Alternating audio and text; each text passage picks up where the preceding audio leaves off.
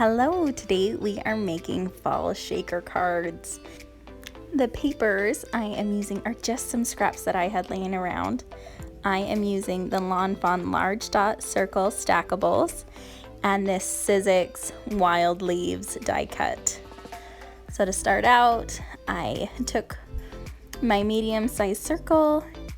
You can see that it has the dotted lines inside and the cutting line on the outside. I just lined it up on my paper where I wanted my window to be. And then I didn't want to cut all my leaves from the same colors, so I just cut these into 2 and 2.5 inch strips and placed them on my die cut. And then this is how I did my sandwich to make it go through my big shot. I think they turned out so great, even with some of them overlapping a little bit. It cut them perfectly first time through, and I was just so excited with the colors. And I always use my die cut scraps, so I will save those and put them in my scrap pile. Here's my window, and I will also save this scrap. Even though I tore it a little bit, I can always cover it and use it on another project. And you can kind of see those dotted lines now. I am using the EK Falling Leaves border die to create the little pieces that will go inside the shaker. And I've had this for so many years. I'm sorry, I could only find it on eBay to link for you guys, but I love it because you can move it along and line it up again with the next one and just keep going, so your border is flawless. There's no guessing where you're supposed to put the next one and you're wasting paper. So this is fantastic, and I'm able to use my borders on another project. Here I am using double-sided foam tape to create my border around my paper to kind of hold all of my little pieces inside the shaker, and that way we're not losing pieces all over the place. This tape was so sticky, and it is old. I don't even remember where I got it from, and my poor scissors need to be washed too. But I didn't line up where my circles were. That was my bad. So I was able to cover up the foam tape that was sticking out. I also just have, when I get packages and stuff, I keep the acetate and I use it for shaker cards because it's free and I can just trace it to the size I need, and it works great. Any kind of clear plastic has worked. That was just like a little bag somebody gave me, and I was able to get 2 pieces out of that will fit. So I used 1/4 inch double-sided Scrappy Tape to attach my acetate, make sure that everything fits the way it's supposed to, and then I use my anti-static pouch and just to help things so they don't get all bunched together. All these little pieces, definitely wanted to keep flipping over and trying to make sure I get more than just one color in there. You can see I'm struggling there to get the acorns off my fingers. All right, now that all of our pieces are in, we can attach our front panel. Just make sure it's all flat, no bubbles, and that will keep our little pieces inside, and we can shake it. I loved how this one turned out, even with the foam tape sticking through. So I just arranged these to make sure I could get them where I wanted them, find the placement, and then I used the 1/4 inch Scrappy Tape on the back of my leaves. You can see I still have some of my washi tape from the die cut, but I figure no one's gonna see it. I'm not gonna worry about trying to pull it off.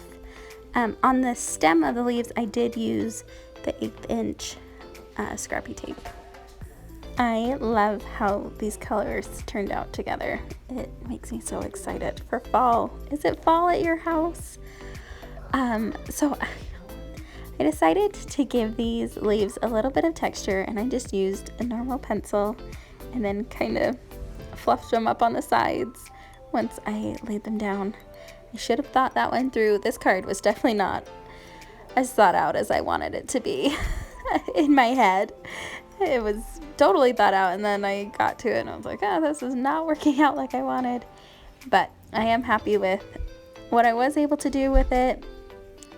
I love that just a little bit of bending and rubbing and rolling gave this card some great dimension.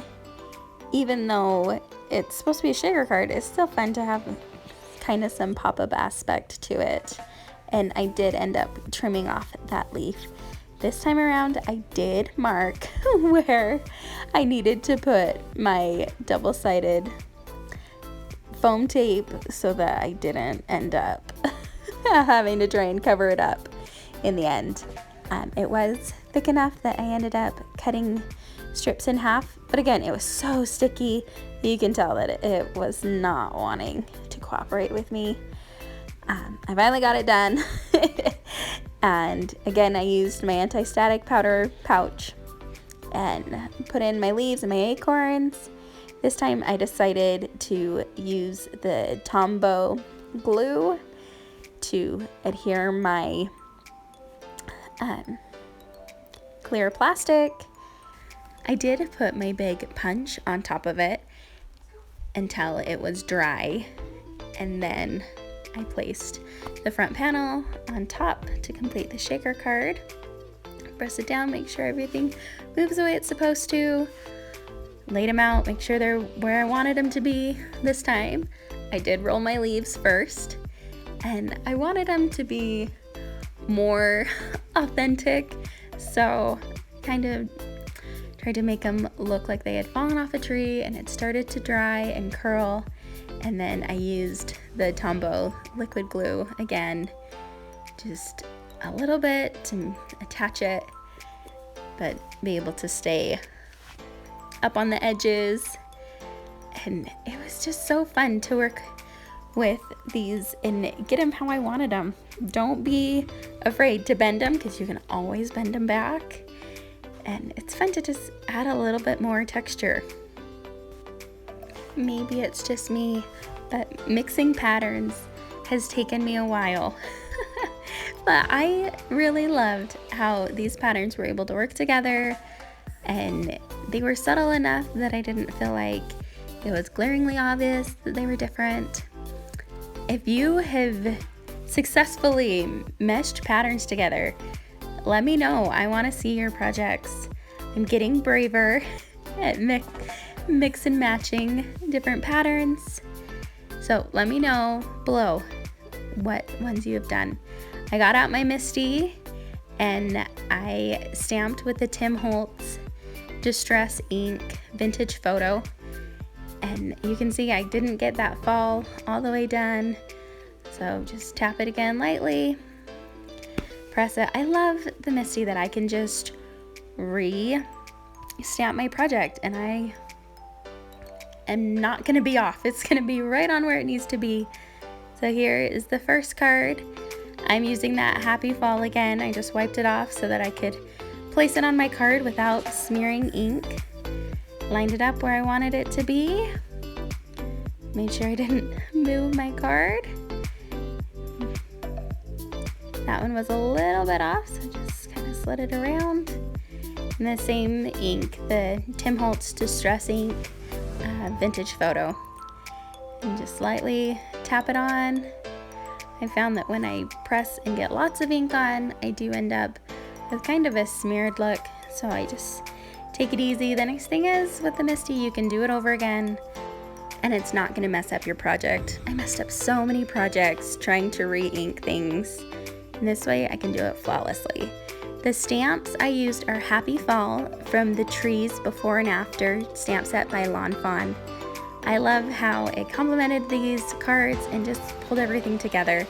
This card did get stuck. You can see those ones stuck at the top. I just opened it up, got them moving again, and it was good to go. I hope you enjoyed this video, and if you make shaker cards, let me know. I'd love to see them. Bye-bye.